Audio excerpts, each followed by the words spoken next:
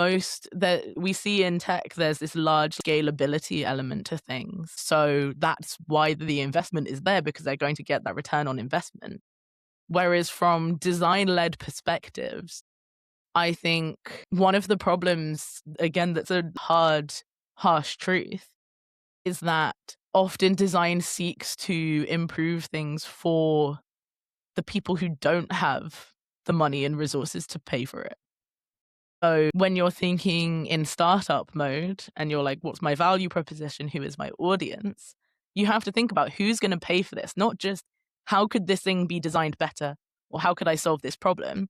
How can I solve this problem for the people who have the money to pay for the problem? So then when I'm teaching entrepreneurship in this way and working with people who have very design-led and social good-led projects, a lot of that is about really educating on business model design and thinking about who are all the stakeholders in the situation and who might have the money that you could convince you're solving a secondary problem of theirs in order to solve the main problem for the people who don't have the money to pay for it. So how can I convince governments that this is going to save them money in the long term if we invest in social services and things like that so that I can ultimately help the people I want to help with the thing that I've designed? Or who could be this secondary system? Or so, like, for example, with my startup, ultimately we wanted to improve the sewage situation. So the startup itself, despite growing out of these robots and stuff like that, the main thing we were trying to do was help water companies in the UK sort out the sewage overflow problem. And really, we cared about that from a user perspective and from a nature perspective. We shouldn't be dumping sewage into water. People are swimming in that water. People are doing water sports in that water. We don't want were getting sick and still are getting sick from being in that water.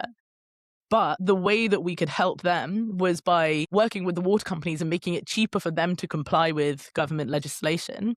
That could enable us to sell a consumer product at cost price to water enthusiasts and wild swimmers that they could use to understand the quality of the water they were swimming in for their own safety. They had things like tracking features and stuff like Strava, but they also were then collecting data. And that data was valuable to them for safety reasons, but that data was valuable to the water companies because then you've got data from moving sources.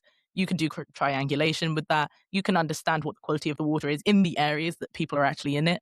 That's super, super valuable. So then essentially, again, looking at this data as a digital currency, getting the people we're really trying to help, helping them as cheaply as possible, but they're then collecting data that we can then sell to water companies. So then someone else is funding it. So from that perspective, the advice to designers is to think about who else is in your system. Because I think as designers, we think about users all the time. Who is the end user of the thing?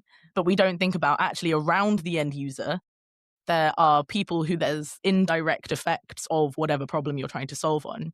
And maybe one of them might be the ones who are funding it, even if the actual product is for this specific group of people. But from an industry perspective, I don't know how to solve that because we are living in a system where investors need to see an investor, not investment. So they're not putting money into things unless it's for corporate social responsibility. That's another angle you can go for.